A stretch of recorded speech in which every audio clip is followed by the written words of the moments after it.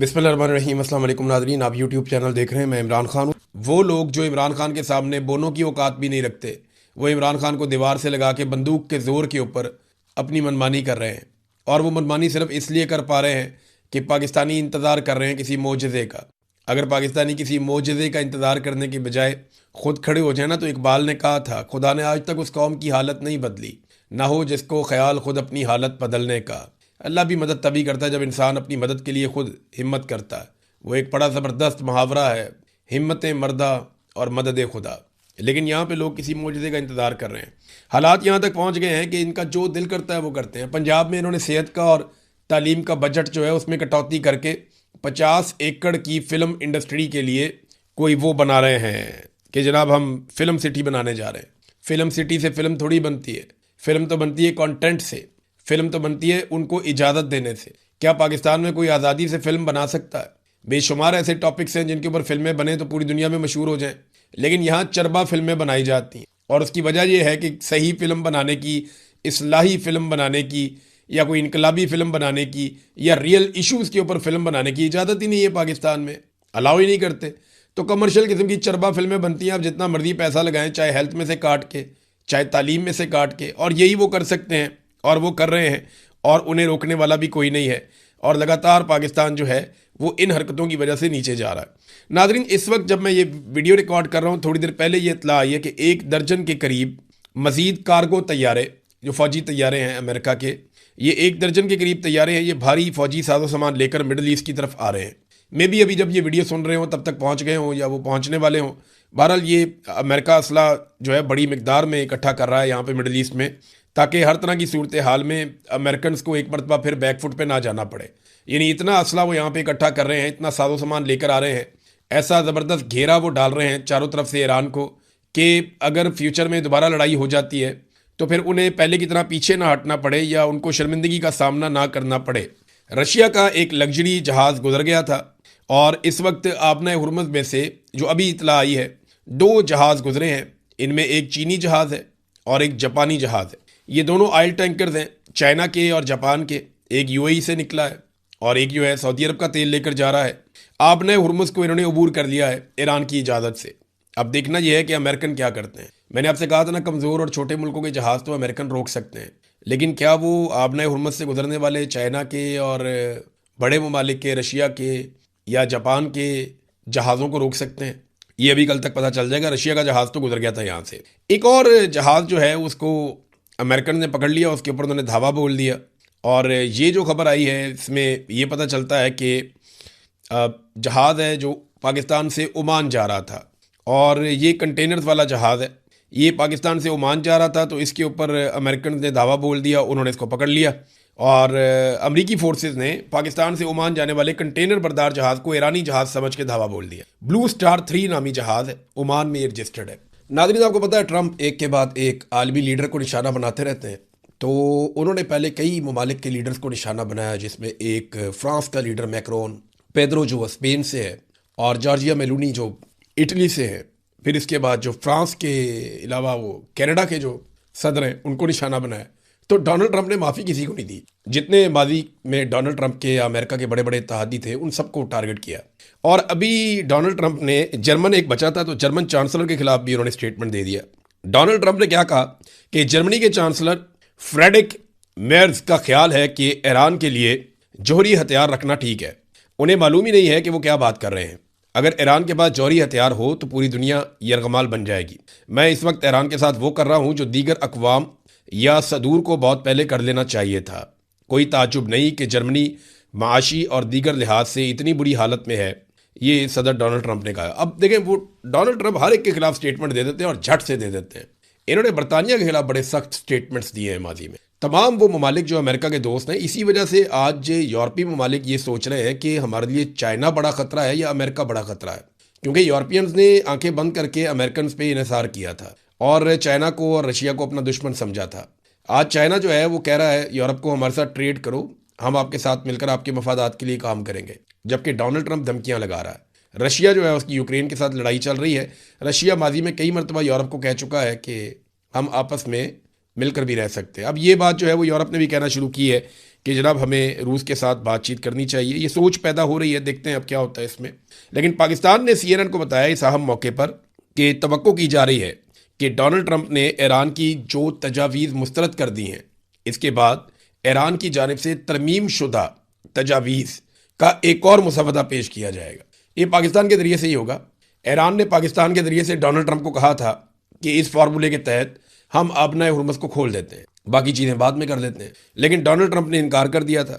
अब पाकिस्तान ने यह कहा है कि ईरान से हम ये तवक्को कर रहे हैं कि वो तरामीम शुदा एक नई तजावीज़ का मुसवदा हमारे हवाले करेगा, हम अमेरिका को देंगे। तो ये मुज़ाकरात इसी तरह चलते रहेंगे, जंगबंदी रहनी चाहिए, बस आहिस्ता आहिस्ता आबनाए हुर्मुज़ भी खुलने की तरफ चली जाएगी। लेकिन अभी तो अमेरिका का फ़ायदा है, अमेरिका का अपना तेल बिक रहा है, दुनिया में तेल का सबसे बड़ा डीलर वो बन गया है। ओपेक नाज़रीन एक बहुत बड़ा सिस्टम है ओपेक का। ये वो ममालिक इसके अंदर शामिल है, मैंने आपको पहले भी बताया था, जो तेल बेचते हैं। अब ओपेक जो है ना, ये अमेरिका को ज़्यादा कोई पसंद नहीं था। उसकी वजह यह है कि इसकी वजह से, इस इदारे की वजह से, या ओपेक का जो एक सिस्टम है इसकी वजह से अमेरिका की इजारादारी नहीं होती तेल की मार्केट पे। तो अब UAE इसके बीच में से निकल गया, इससे अमेरिका बहुत खुश होगा। 1960 में इसका क़याम हुआ था, अमेरिका को ये ज़्यादा पसंद नहीं था, तो अब इसको नुकसान पहुंच गया है। UAE इसके बीच में से निकल गया है। उन्होंने कहा जी हम मई में इसके अंदर नहीं होंगे, मई से हम इसके बीच में से निकल जाएंगे। सऊदी अरब को इसका नुकसान हुआ है, और भी दीगर ममालिक जो हैं जो तेल का कारोबार करते हैं उनको भी इसका नुकसान हुआ है। लेकिन अल्टीमेटली अमेरिका को इसका फ़ायदा पहुंचेगा। तो UAE ने इससे पहले अमेरिका के कहने पर इसराइल के साथ नॉर्मलाइजेशन भी की थी, और अब UAE ने जो है वो अमेरिका के कहने के ऊपर ऐसा लगता है कि वो ओपेक्स में से भी निकल गए हैं। तो यहाँ पे एक झटका है सऊदी अरब के लिए, और सऊदी अरब इसको कभी पसंद नहीं करेगा। UAE ने कई इकदाम ऐसे किए हैं जो सऊदी अरब को ज़्यादा पसंद नहीं आ रहे। उधर डोनाल्ड ट्रंप भी एक बाद एक नया रिकॉर्ड लगा रहे हैं। बड़ी इंटरेस्टिंग मेरे पास एक खबर आई, ये खबर देखें आप कितनी मजे की है। डोनाल्ड ट्रंप दुनिया का वो वाहिद लीडर बनने जा रहा है जिसकी फ़ोटो पासपोर्ट के अंदर होगी। अगर आप दुनिया भर के ममालिक के पासपोर्ट देखें ना, तो उसके अंदर लीडरों की फ़ोटोज़ नहीं होती। लेकिन यहाँ पे एक बंदोबस्त किया जा रहा है ब्लूमबर्ग की खबर के मुताबिक, और इस खबर के मुताबिक बंदोबस्त ये किया जा रहा है कि अमेरिका की 250वीं एनिवर्सरी के मौके पर, ये 250 साल का अमेरिका होने जा रहा है, तो इसकी जो एनिवर्सरी है उसके मौके के ऊपर एक लिमिटेड एडिशन पासपोर्ट जारी किया जाएगा जिसके अंदर डोनाल्ड ट्रंप का फ़ोटो होगा। है ना अजीब चीज़। यानी इससे पहले हमने ना कभी ऐसा देखा ना कभी ऐसा सुना, लेकिन अब ऐसा होने जा रहा है, और पहली दफ़ा होने जा रहा है कि किसी लीडर की फ़ोटो जो है वो लगाई जाएगी पासपोर्ट के अंदर। तो डोनाल्ड ट्रंप की फ़ोटो वाले पासपोर्ट आएंगे, अमेरिका के पासपोर्ट लिमिटेड एडिशन के, और ये महकमा खारजा अमरीकी पासपोर्ट पर अमरीकी डोनाल्ड ट्रंप की तस्वीर लगाने के मंसूबे को हतमी शक्ल दे रहा है। ये ब्लूमबर्ग ने भी कहा है और फॉक्स न्यूज़ ने भी कहा है।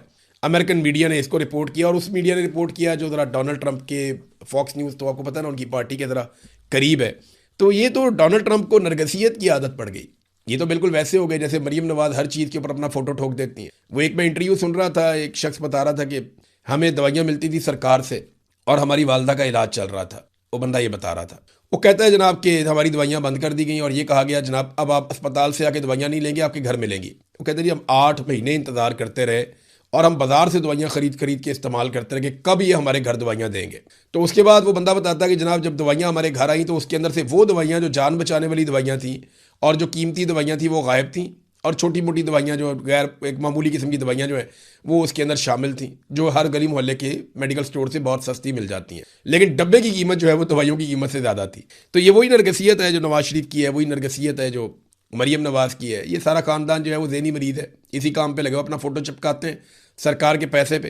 तो डोनाल्ड ट्रंप की हरकत जो है ये देखकर मुझे इस ख़ानदान की बड़ी याद आई कि ये वैसे ही हैं, इनका फेवरेट वज़ीर आज़म भी वैसा ही है और एक ही तरह के काम करते हैं सारे।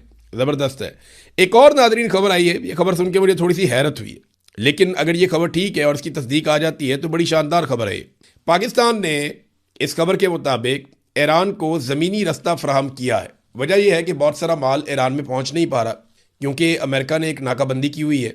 तो अब ईरान को ज़मीनी माल कैसे पहुंचेगा? इस हवाले से पाकिस्तान की वजारत तिजारत ने एक नए हुक्मनामे के तहत ईरान जाने वाले कार्गो के लिए 6 सरकारी ज़मीनी ट्रांजिट कॉरिडोर खोल दिए हैं। ये रास्ते कराची, पोर्ट कासिम और गवादर को बलूचिस्तान की मुख्तलिफ शाहराहों के ज़रिए ईरान की सरहदी मकामात हैं, तफ्तान है जैसा कि, और एक और एरिया है गबत, इन इलाकों के साथ ये जोड़ते हैं। रिपोर्ट्स के मुताबिक ईरान जाने वाले 3000 से ज़ायद कंटेनर्स कराची बंदरगाह पर इस वक्त फंस गए जब उन्हें ले जाने के लिए मुकर्ररा बहरी जहाज़ पहुंच ही नहीं सके। अब ईरान से वो आएंगे तो लेकर जाएंगे ना अपना माल, और अब इन कंटेनर्स को ट्रकों के जरिए ज़मीनी रास्ते से मुंतकिल किया जा रहा है। इस खबर पे जो है ना वो अमेरिकन और उनके सहूलतकार और जो लोग इसराइल को पसंद करते हैं या ईरान से नफरत करते हैं, मगरबी ममालिक में जितने भी लोग हैं, वो इसके ऊपर बड़ा सख्त रद्दमल देने और कह रहे हैं पाकिस्तान ने हमारे साथ डबल गेम की है। पाकिस्तान को, ईरान को ये कंटेनर्स नहीं देने चाहिए थे। अभी इसकी कोई तस्दीक है, सच नहीं आ रही, लेकिन ये खबर आई हुई है और खबर मैंने आपके साथ शेयर कर दी है। खबर के मुताबिक ये है कि पाकिस्तान की वजारत तजारत ने ये कॉरिडोर्स खोले हैं और इनके मुताबिक ईरान को सप्लाई हो रही है उनके कंटेनर्स की, जो अमेरिकन नाकाबंदी की वजह से बहरी जहाज़ों के ज़रिए ईरान तक नहीं पहुंच पा रहे। नाज़रीन, एक आखिरी खबर जाते जाते आपको मैं देता हूं। ये रशिया में क्योंकि इस वक्त हैं ईरान के नायब वज़ीर दिफ़ा, और वहाँ से एक स्टेटमेंट आया। रूसी वज़ीर दिफ़ा आंद्रे ने नायब वज़ीर दिफ़ा के साथ उनकी एक मुलाकात हुई और मुज़ाकरात के बाद उन्होंने कहा कि हम तनाज़े को सिर्फ़ और सिर्फ सफारती ज़राए से हल करने की हमायत करते हैं। हम ईरान की खुद मुख्तारी और इलाकाई सालमियत की हमायत करते हैं। मैं बरादर ईरानी अवाम और इनके मुसल्लह अफवाज के लिए मुल्क को दरपेश तमाम खतरात पर काबू पाने के लिए ताकत और हिम्मत की ख्वाहिश करता हूँ। हम इस सूरत हाल को हल करने के लिए हर मुमकिन कोशिश करने के लिए तैयार हैं। और उन्होंने एतमाद का इजहार किया कि मास्को और तेहरान सूरत हाल की किसी भी तब्दीली में एक दूसरे की हमायत जारी रखेंगे। हालात कुछ भी हों, ईरान और रशिया जो है वो इकट्ठे खड़े होंगे। और इस पर शुक्रिया भी अदा किया गया ईरानी नायब वज़ीर दिफ़ा की जानिब से। लेकिन ये स्टेटमेंट